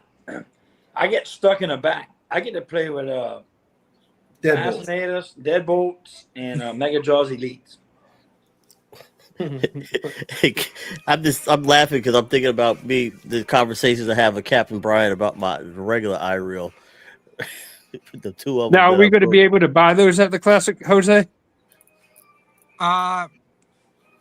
That's a good question. Fingers crossed. There's a lot of things that happen that can I'll say prevent that right now. We aren't selling anything at the Classic. We're going to have a retail partner that's there that we will push it. And because that's AJ will tell you that is a lot of work when we're pushing out product. That makes me like I want to take 3 weeks off after the classic. The classic hangover is off the chain when you're trying to sell product, and kiss hands, shake babies, take pictures with everybody. It's a mess. So Dude, we're I not felt selling. bad the classic before last that I didn't work with you, and I know what you had to do on your Yeah, own. me and Captain Brian, we worked our what's off. But hey, check this out, Jose. So I know it takes a lot of work from a lot of people to sell stuff at shows. But dude, it was awesome when we started. We had the mountains of reels on them tables, and they had mountains of remember the pliers and the scissors. Mm-hmm. And you walk in the first morning of the show, and you're like, "What we gonna do with all these reels?" And then by the time the show was over, the mountain. It was a mountain of reels. I don't want to exaggerate, but it was like 4 foot by, I don't know, and then it would just go down. We don't want to take it home. We don't want to take it home. Well, I mean, we do, but we don't. But we want are to having some giveaways. with it. Yeah. If you're gonna go to the classic, you better come by the KastKing booth day one. We're gonna have some nasty giveaways. I'm talking about you're gonna be like, you're doing what? You're giving away how many? That's right, giving stuff away. Come check us out. It's from what I understand. Now, I don't know as much as Jose does. He's in the loop a lot more than I am. I still rock a day job running 3 stores, but it's supposed to be a good show, a party, bananas. And I can only imagine what good old Tate's got in store for us. Is Al going to make an appearance? What's that? Is Al going to make an appearance? I hope so. He has talked about he might make it to that show, but he doesn't know yet. You should call him and tell him you want him there. I talked to him the other day, and Al says he's been kayak fishing in a 10-foot kayak. I said, Al, you're 6'4". I was going to say Al's 10-foot tall. What are you talking about? I'm like, how do you fit in a 10-foot kayak? And he sent me some pictures. He fits. All I could think about was Chris Farley saying, "Big man, little jacket." Big man, little jacket. Little coat. I wonder what kayak it was. Oh, you know what? He's living the life. Al's living the life, man. He's got the retired life. I could tell you what kayak. I might be able to tell you what kayak it is. He was sending me some photos, and we were talking about it the other day. So let me see. Creed, where did you shoot that deer at? How big is that big old buck? That one's a 10-point. I shot that one about 3 or 4 years ago. Was he pretty easy? Did he come in fairly quick? Well, we had to wait about an hour or two, but we got him. Yeah.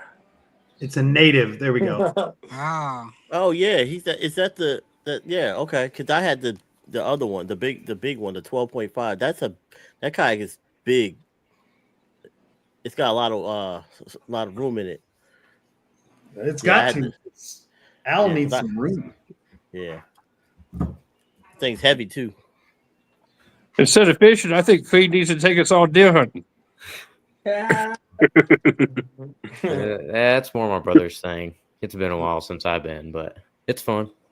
Cliff, let's do this. Not tonight, but Melissa Justice says let's do a signed deadbolt giveaway. So how about you and I get together, figure that out, and what I'll probably do is maybe we can do one before the classic, but if it hasn't happened before the classic, I'm going to get a deadbolt with you. We're going to sign it, maybe 1 or 2. Well, I should say 2 or 3. Maybe do a couple. Sign it. You can put a hidden message on it.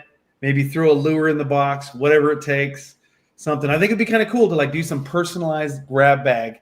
Maybe your crankbait and your lipless crankbait. Bill Lewis. You still with Bill Lewis? I am.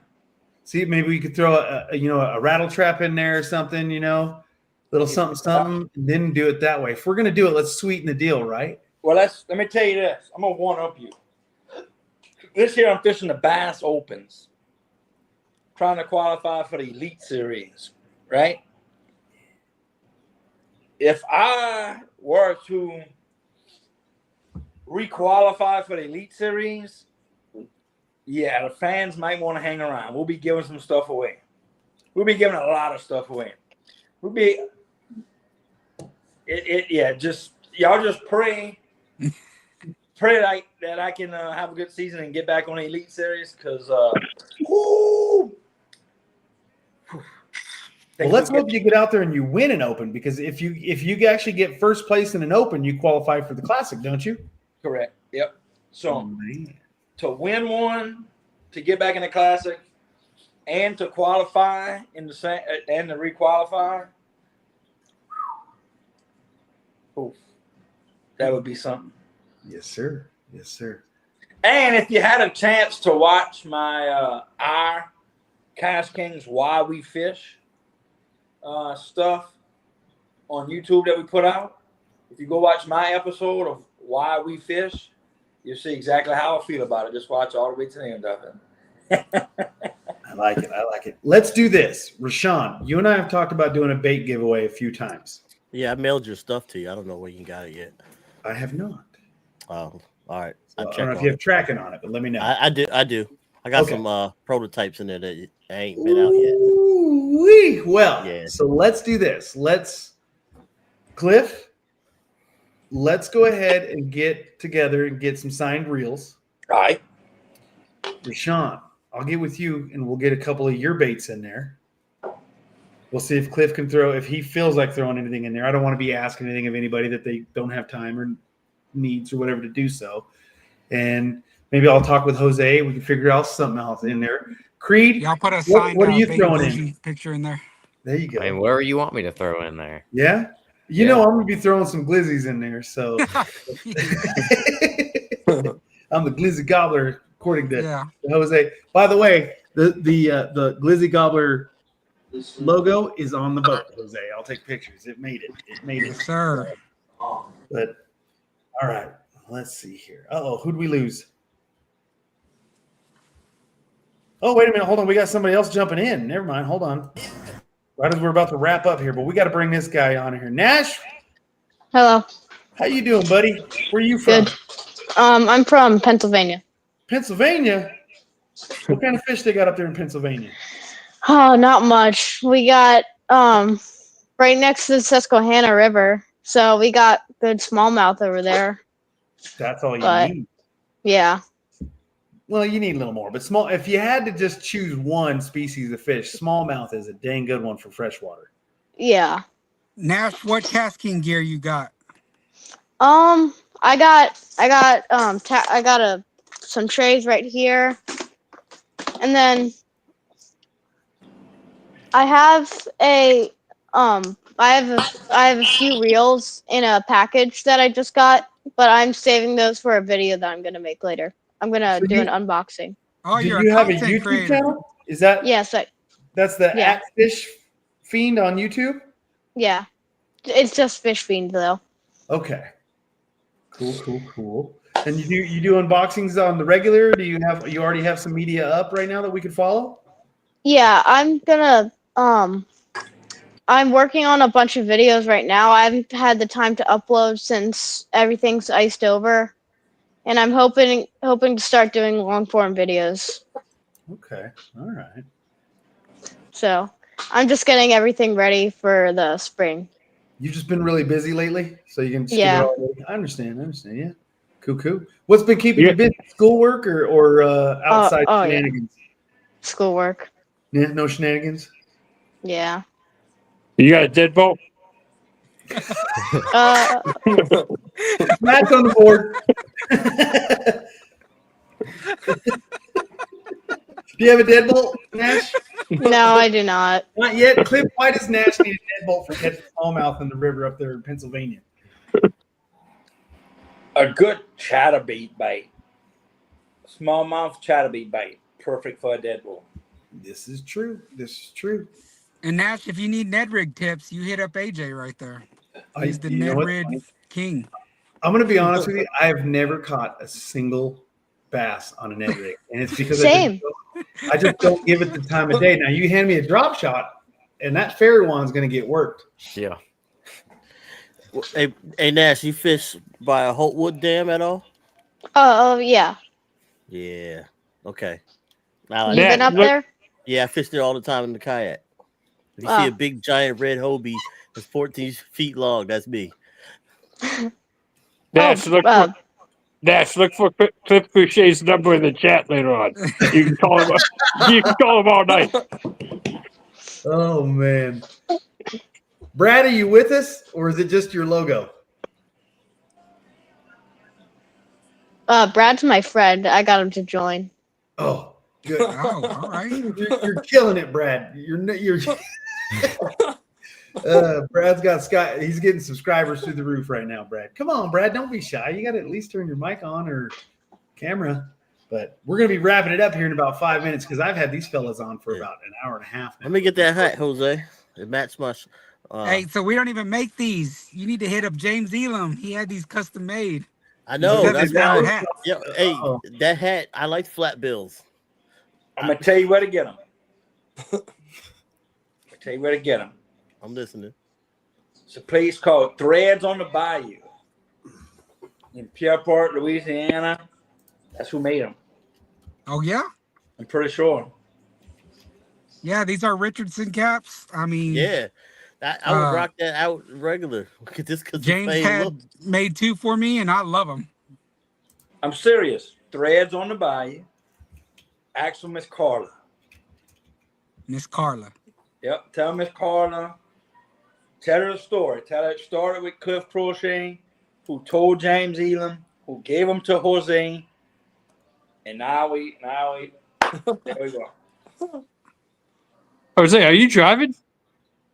No. Looks like you're in your truck. It's driving me crazy. I'll tell you that right now. The kids are doing Olympic weightlifting Tuesdays and Thursdays, so I'm waiting for them to come out of weightlifting. I don't want you to feel left out, Jose. What's that? Yeah. Hey, I don't even have the gray one. I need I ain't got none of that stuff, bro. Hey, right now I'm looking outside my window and snowing, so I need it. Well, they're always sold out. But Cliff, if you need anything, you just gotta shoot me a text. I got a great one. No, I don't know what I got. Anyway, yeah. Woo. Nash, what's the weather like where you're at? It's flurrying outside. Yeah. It's like 20 degrees out.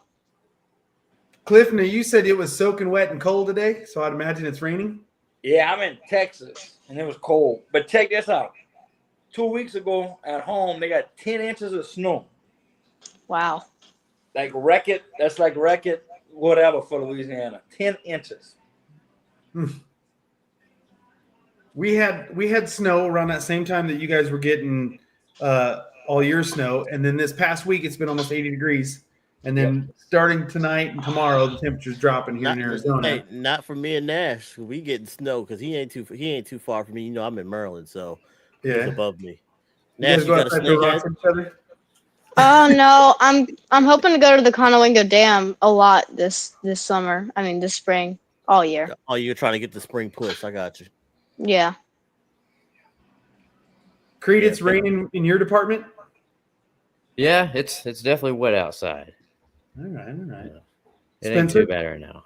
Yeah, the weather's been kind of up and down, here in Branson the last 2 weeks. Last Monday, had a trout fishing trip, and it was 70 degrees and sunny, which is kind of unheard of this time of the year down here. But today it's been cooler with rain off and on all day. Matt, what do you got? We got rain and a little bit of flurries in Louisville, Kentucky. Mostly rain, though.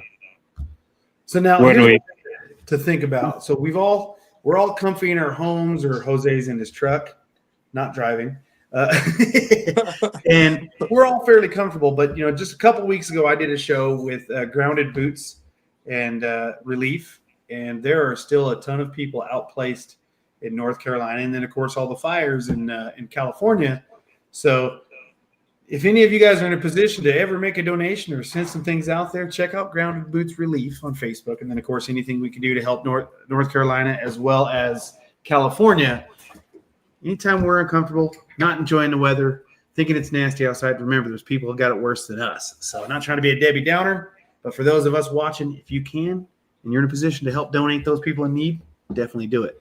So, but guys, we're going to wrap it up. We've been on for an hour and a half. I'm going to let everybody, as they sign off, give a shout out. So, Cliff, I know you got to do some competing and you got some other stuff, so I'll let you take off first. Cliff, how can people follow you? What do you got going on? Give a shout out, brother, man. So thanks for hanging out with us. Social media, all of my social media is it's either Cliff Crochet or Cajun Baby Fishing. I think it's all Cliff Crochet. And all social media and YouTube. And I'm trying to put more content out. And so come check it out. The good thing about my content is it's real. We don't do none of that. We don't do none of that stupid shit. It's legit. It is what it is. It's Cliff Crochet Raw. And so come check it out. And life is good, AJ. Life is good. That's it. That's what I love to hear. Cliff, I love you, man. Thank you so much for coming on. I know that I could definitely share speaking for Jose and everybody else, the KastKing family, but I'm sure Jose will say his own thing. But no, we love you, man. I'm glad life is good, and we adore having you around anytime you're around, man. Hey, let's do this again. I like all these dudes on here tonight. I really like Nash because he's a younger cat. He's hanging out. You know what I'm saying? I like Creed. I kind of feel like Creed's like a 17-year-old Edwin Evers a little bit. You know what I mean? There you go. You know what I mean? I'll take it. Spencer, hey, did you know Spencer had somebody from Pierre Park with him in a boat the other day? Yeah. How cool is that? Yeah, Somebody I was from my hometown fishing with Spencer. That's That pretty is cool. pretty cool, actually. That's dope. That's pretty neat. Anyway, I'm out. Thanks for hanging out with me. Y'all need something? Let me know. Just put that number up on the chat. We'll be good to go. Will do. Cliff Crochet 555 There we go. is You too, Cliff. 555-981 Dead Boy.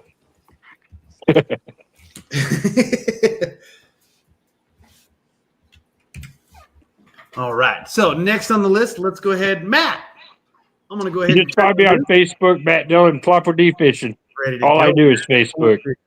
All you do is Facebook? Yep. Matt Dillon, Flopper D Fishing. Nice, nice. Awesome. Thank you very much for coming on, Matt. No problem, AJ. Not a problem, brother. We'll see you again soon. Sounds good. See you guys. See you later, man. Spencer, you were the first to join. You've been on the longest. Give a shout out. Let people know how they can follow you, how they can get onto your guide services, and then of course into your competitive fishing and such. Sure, guys. I got a Facebook page called Spencer Clark Fishing, the Hillbilly Hulk. So that's a nickname that some of the other fellow fishing guides had given me, down here in Branson. But you can follow me on Facebook there. My website is breakingbassguideservice.com. If you guys are interested in booking a trip with me, Table Rock Lake or Lake Taneycomo. I've got a TikTok and an Instagram that needs some love. So if you can find me on there, either Breaking Bass Guide Service or Spencer Clark Fishing, would appreciate it. But thanks for having me on the show, AJ. Thanks for having me on, and we'll see you on the flip side. I'll tell you what, let's get you on the show here in the next couple weeks again, Spencer, and let's really talk about your guide service and some of your competitive angling. We'll get that set up. Sounds great. Thanks, guys. Right on, man. Thank you. All right. Next on the list, we got Creed, the guy that would not stop talking the entire show. Yeah, I'm known for that. It's all good, Creed. Thank you for coming on.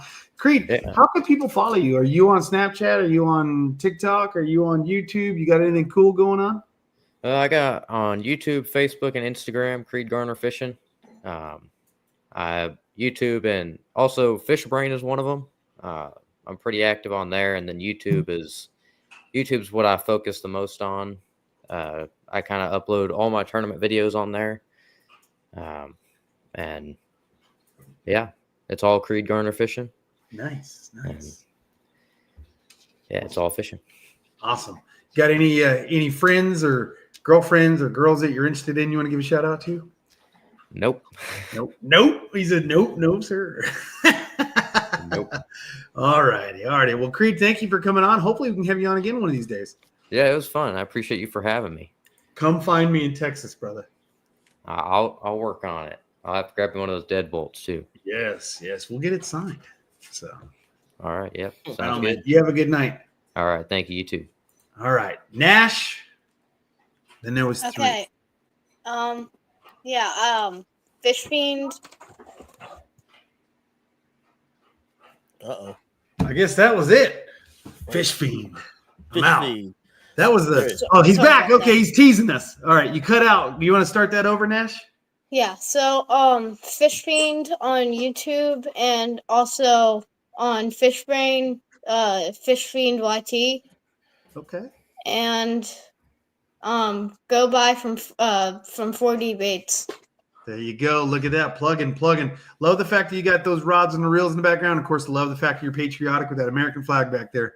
Hey, Love it. and- Love it. Hey Nash, make sure you follow me. I'm gonna put me Channa Argus and I gonna take you out down this way. Well, it's just still the same area for some snakehead. Because you ain't Yeah. far from me. So we not the kind of Wingo style. We're gonna show you how to catch some fish, some hardcore style. If your parents Yeah. let you. All right. Or All right. you could show up and teach those cats how to fish.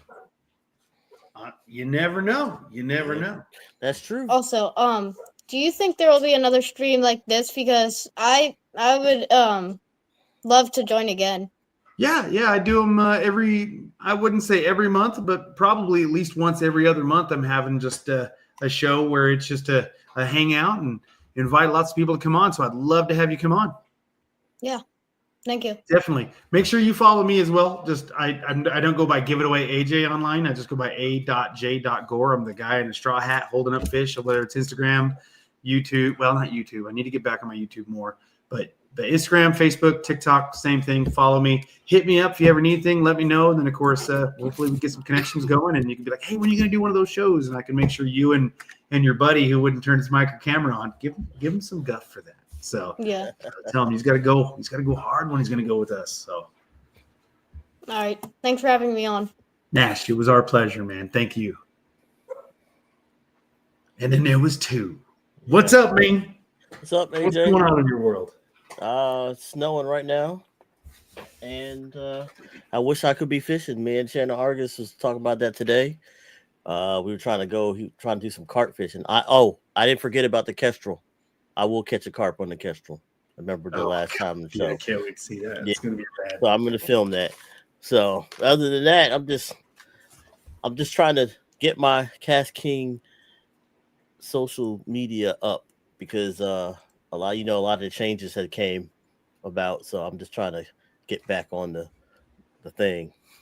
I'm totally with you, man. I mean, ever since my mom passed away 2 years ago, I've just kind of like petered off a little bit. Needed to take a break. Took the summer off. Hit the mountain biking hard. Lost a bunch of weight. But it was nice because after like 11 years of just hardcore fishing, it was kind of nice to take 3 months off and just focus, I guess, on me. I guess you could say. It sounds really bougie and it sounds like a midlife crisis that. But this is what I would tell everybody if they're watching. Sometimes when you get too serious about something, you need to take a step back and remember why you enjoy doing it. Because if you make something that becomes work to you, you're going to lose interest and then you're not going to want to do it anymore. So like 100%. It's got to sometimes get yourself step back if you haven't, like, especially if you're like, oh, I didn't have a good week of fishing. Take a couple days off, relax, go back to the basics, or do something else, and then go forward. It's exactly my situation. I still love to fish. Don't get me wrong, but there was times where I've never in my life did I ever until the last couple of years was like, I just really don't want to go fishing today. I'd rather just do this or that. And I'm like, yeah, that's a gut check. That I've never said that. And then those 3 months off of just really focusing on other things, I started missing fishing. I was like, I've got to get out. And since I started fishing back like from September on, late September, maybe October, I started fishing again. And holy cow, it's been, I can't describe how much more fun it's been. It's almost like I'm starting all over again and getting the vibe again. And it's just been fantastic. And then of course, This year, So- I'm super excited too to get to 2025 with new wrap, new trolling motor, live scope, all that good stuff. I'm like, oh man, I'm cheating now. So let's see. So for me, like, and he just posted in there, me and Shanna Argus, that's our therapy. So when we're fishing, sometimes we're fishing right beside each other. Some days I talk to him, like we'd be talking, but most of the times we just be fishing. We'd be like 5 feet next to each other fishing, and now not saying a word, catch fish, take a picture for each other, come out of the water, take a picture, and then let it go, and then that's it. I mean, that's good time to me. You know what I mean? Like, Absolutely. And then the stuff that I see out there fishing with the eagles and everything and other stuff is pretty amazing. So it's a real relaxing.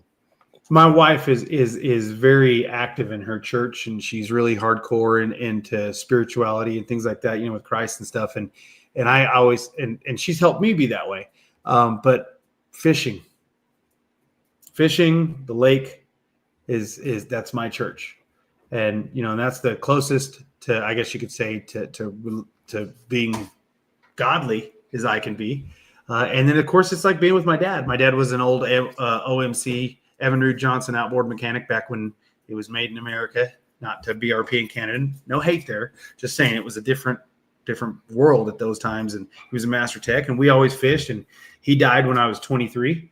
And I always have been into fishing, but I just wish I could share the world of fishing that I'm involved in now that I could have with him back in the day. And it's just crazy. So every time I go fishing, I'm at church and I'm with my dad, and now I'm with my mom. So fishing can mean a lot of things, but it's also, like you said, it's just hanging out with your bro. So me and my buddies, whether it's my buddy Seth or Lenny or the Human Forklift, aka Ricky, or a handful of other people, Joe, and things like that I fish with, it's just that it's that release, it's that drug, it's a good time, and I love it. Because you get out there and you put camera on and you're like, damn, I gotta make this video a certain way, and I gotta do this or try to catch that, and then it gets stressful, and then you're like, man, if you just go out there and just free, it's just let me fish. Just let me fish. Yep, and it's a good time. Speaking of good times, how can people have a good time following you? All right, so I am on Facebook, Instagram, and TikTok. Did I miss that? Is that everything? Yeah, and YouTube. And I'm at it's infamous. So on Instagram it's infamous.fishing, and then everything else is infamous fishing. You'll see me. I had the little logo up there and everything, and got a lot of cool stuff coming. I hopefully have my website up with some fishing stuff for everybody, and maybe one day somebody pick me up and they can be like, you sell my lures. That's it. It happens. So before I turn you loose, we had Nathan Bale. I'm not ignoring you, brother, but he asked, how can I join next time on the live? So when we do these kind of things, and it's a hangout, open mic session, whatever I want to call it at that time, I'm going to post these links like you see in the comment section right now, which I'll highlight one up here on the screen. Boom. You just click on that. It's super easy, easy instructions to follow, and jump on. We'll have a good time. Now, if you don't behave yourself, you come on talking some nonsense. Quick way to get kicked off and a quick way to get banned. So don't do that. It's all behave yourself. And don't come on camera lewd. That would just be awful. So not to give anybody ideas, which I probably shouldn't have just said anything, but it happens. You know what I mean? So that's for Omegle or whatever it is. So do that over there. One more thing, AJ. We do run a tournament series here for Snakehead. It's a kayak fishing series for Snakehead only. We do have side pots for big bass, and sometimes the big bass side pots be up to like $1,200. That's just a side pot from the tournament. So if that's on Legion of Anglers, and that's on the Fishing Chaos app. So if anybody got anything that's interested and you're in the Maryland, Pennsylvania, or you want to make that trip, just DM me, send me a message. I'll put you in the right spot. Sounds good. Now, see Brandon here. This guy, he jumped in real quick. What are you doing, man? Hi. We're getting ready to close out the show, but I at least got to tell you hi. So I got a deadbolt. He's rolling into the deadbolt. Cliff, where are you at? Hold on, let me get his number. You can call him. So actually, here, hold that deadbolt up. I'm gonna take a picture and send it to Cliff real quick. So let me see here. You got it? There we go. Gotcha, brother. I'll send that to Cliff personally. So, right on. Where are you from, Brendan? New Jersey. New Jersey? From Jersey? Oh, he ain't far from me either. So there you go, man. It ain't far from North. our home base. Now, granted, we're relocating our home base, and I ain't gonna tell you where just yet. Oh, That's going to get announced in March. uh-oh. Interesting. Yes. There was a little hint there. But anyways, now nobody talk, don't say anything out loud. Just keep it to yourselves. But all right, Brandon. Well, Brandon, you got a YouTube or a Instagram or a Facebook or anything? I have a YouTube. You want to tell people how they can follow you? I don't know. No, you don't know? Okay. All right. Well, Brandon, thanks for coming on, man. Have a good night. Bye. See you later, man. All right. Rashawn, hit me up. Let's get together. Let's figure out that giveaway. That way. Let me know when you get that stuff too. Yeah, whenever the shipment shows up. Cool, we'll do. So okay. You got it, man. Yeah, let's get together. We'll get a giveaway going, hook up the people. And then of course we got to get together one of these days personally and have a good time too. So yeah. All right, man. Well, you have a good night, man. Thank you for coming on, as always. Yep. So thanks. Take it easy, man. Well, guys, that's what Chana had a great idea, and he goes, I think it's still okay right here. I'll post it again. You should do these hangouts once a month. Don't make us wait 2 months. I can't promise that I can do it once a month for the simple reasons that we have different promotions, different things like plain and simple. Like, you know what, guys? We would love to see you guys go check out this reel. Sometimes we'll have a promotion like, say, this one, like whether it's the Royal Legend Pro that we want the world to know about, whether it's baitcaster or spinning, fantastic price point, so on and so forth. So without plugging this run too hard, go check out the Royal Legend Pro, whether it's a baitcaster, and especially check out that spinning reel. But as you can see that little example, sometimes we have these different promotions that we have to talk about and let you guys know of new products, which let me tell you right now, next week's show, as long as everything gets delivered in time, I've got a banger long show. It's going to be full of some giveaways. I've got like a dozen new products to show you guys next week. I'm not even kidding. Like there's a ton. Huge list. So be ready for that show. So things like that, as long as I got a bunch of promotions, I can't really do a live hangout too much, but I might be able to incorporate something in there. But I will try to do one of these shows at least once a month, or if I miss a month, pick it up the next month. So I'm going to try to do that for you guys because they are fun. And I would love to have you guys coming on a little bit more. So thank you very much, Captain Brian. Nathan Bale, thank you very much. Melissa Justice, glad to have you on. Justin Hampton, Steve Yeckel, Mark Reeder, Shane McNair. Guys, thank you guys all for jumping in. It was a good time. And if you guys don't already know, check out KastKing on TikTok under KastKing USA. Check us out on Instagram, same page, KastKing USA. We also have KastKing Community. You can follow us at Facebook. If you're already watching, you already know. Or at YouTube, it's good times. Tons of great products out there.